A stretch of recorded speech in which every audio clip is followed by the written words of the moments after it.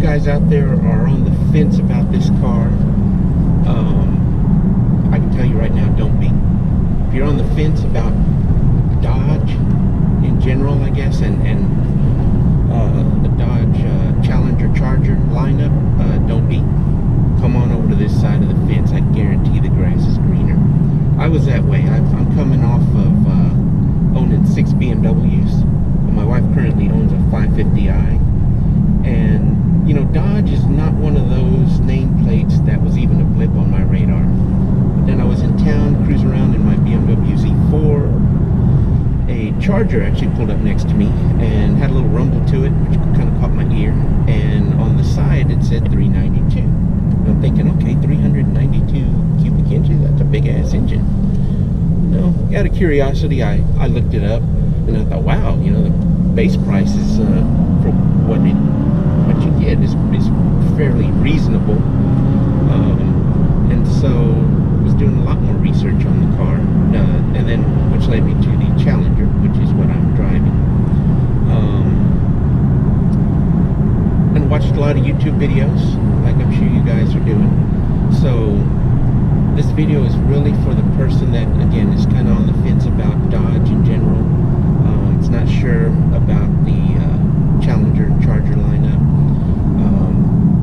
And, you know, I was very skeptical. I'm thinking, okay, is the car going to be reliable? That's the first thing. Is it going to start for me every morning? Am I going to wake up? Is there going to be a puddle of coolant in the garage, or a puddle of oil?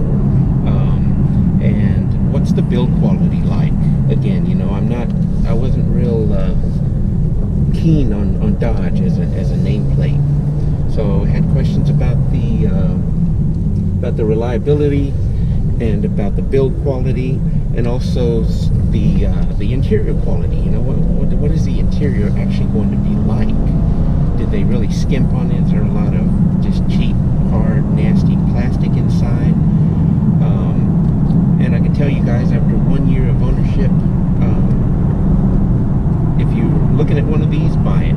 You will not regret it. This is probably the best car I've ever owned. And I'm coming off of 6 BMWs. Say what you want about BMWs, all the 6 that I own, my wife currently owns a 550i. They are fantastic vehicles. This one here is just a whole different experience. This car there's certain things about it, I guess, that are crude, and it's supposed to be crude. It's a muscle car. It's loud, it's big, it's in your face. When you're going fast, you know you're going fast. There's no doubt what's happening when you start stepping on that throttle. Again, that's kind of a really cool point about this car, that it really does, it's a very visceral experience. You're part of the experience. You're not isolated from anything in this car. The ride quality is really, really, really fantastic. This is, of course, the Scat Pack, so it does not have the adaptive suspension like the SRT and the SRT Hellcat. It's stiff but compliant at the same time, so it's pretty easy to live with. The power is addictive, and it's always there. It's always there, no matter what your speed is, no matter what what gear you're in. There's always a lot of power available, a lot of torque. You can just ride that torque curve. And this is the 8-speed auto, and as you can tell, the shifts happen really, really quickly. I'm in sport mode right now, and this has the dynamics package. So it's got the 6-piston Brembos, which are, if I had to describe the 6-piston Brembos in one word, that word would be heroic. I mean, these things, when you stomp down on that brake pedal, it feels like the pavement is wrinkling under the tires. It's just really amazing. The interior, I have the cloth interior. I don't have that Alcantara Napa leather combination.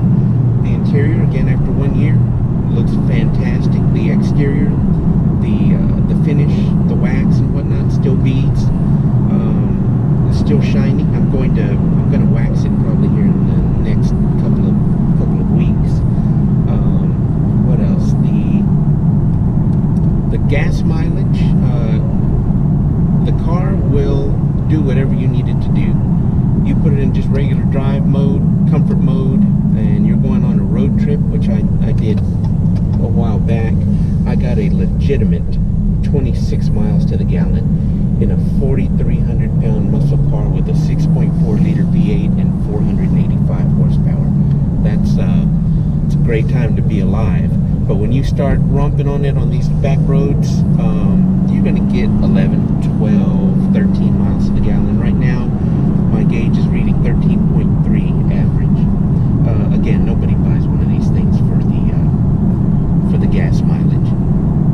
The handling on it is, I think, really, really good for the size of the car. Again, I'm coming off of some BMWs that were just go-karts, that just very expensive go-karts, that the handling was really phenomenal.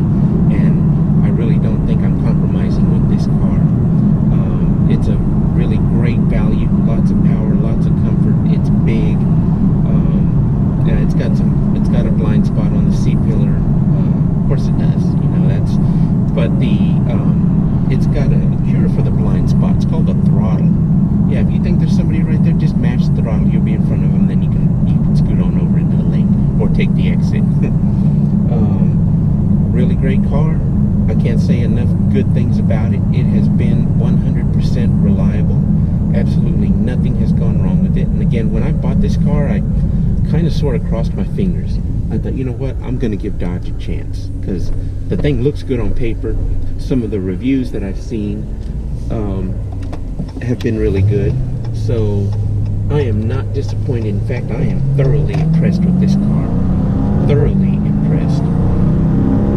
It does everything that you would need a car to do. Now, obviously, the Charger's probably going to be a little more versatile because it's got 4 doors.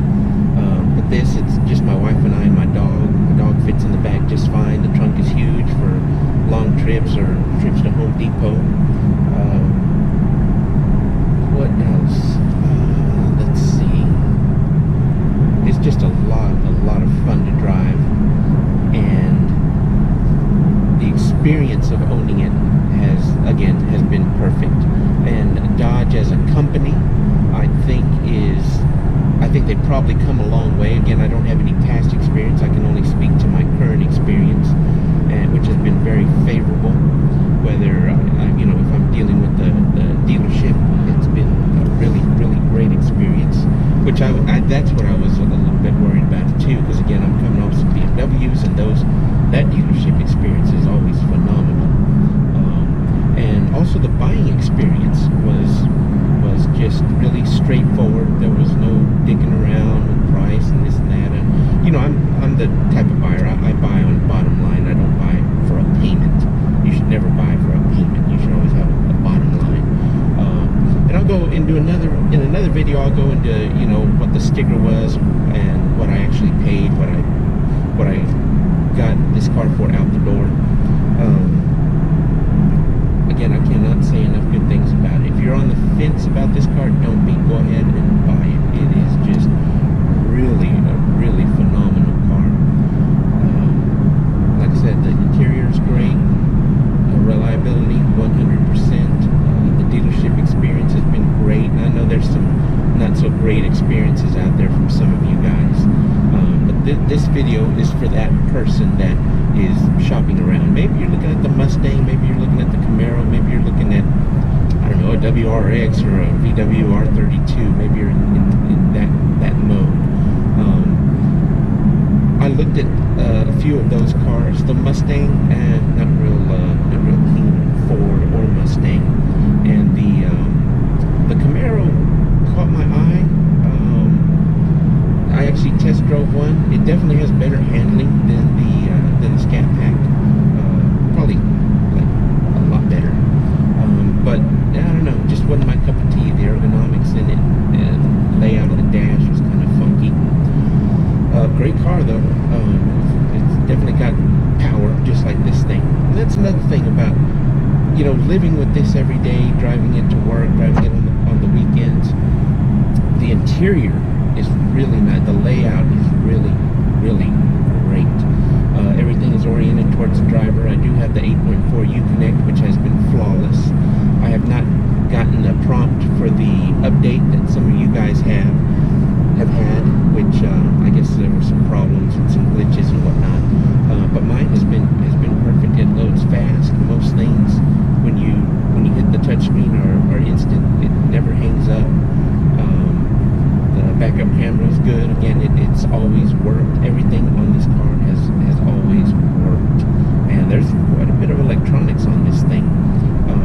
The center screen, which is really cool, you can customize it, like fully customize it. There's, I don't know, 6, 7, 8 things that on there that you can customize. This never gets old. It's blasting down 100 miles an hour. I'm gonna slow down. That never gets old. That alone is a good reason to buy the car, just to start blasting down one of these back roads like a hooligan, and the car just loves it. And then you can throw it into just drive mode, don't use the paddle shifters, and just kick back and relax. And this is a fantastic highway cruiser. Again, this car is just really, really versatile. It will do everything you need it to do, and then some. And if you're like me, I mean, I'm a car guy. I have been since I knew what a car was. I've owned some really cool cars, some fast cars, some powerful cars. And again, hands down, this is the best car I have ever owned. And I would even put it above a 2009 650i that I had for a few years, which was a great car. And that's about it. I just wanted to, this video is more of like an informative video. Again, the 1-year ownership experience of an RT Scat Pack. And I will do an overview of the car at some point. I don't know that I'm actually going to develop this channel into something, because there's a lot of them out there, and there's a lot of really, really good channels out there that revolve around a Challenger and a Charger. So one more is probably just, you know, it's not really room for another one in the mix. But if you guys leave me a comment, I'll always respond to the comments. If you have any questions or suggestions for maybe a possible follow-up video, let me know.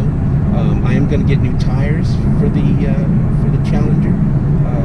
It came with the P0 all-season, P0 Nero all-season. These tires are junk, like first-class expensive junk.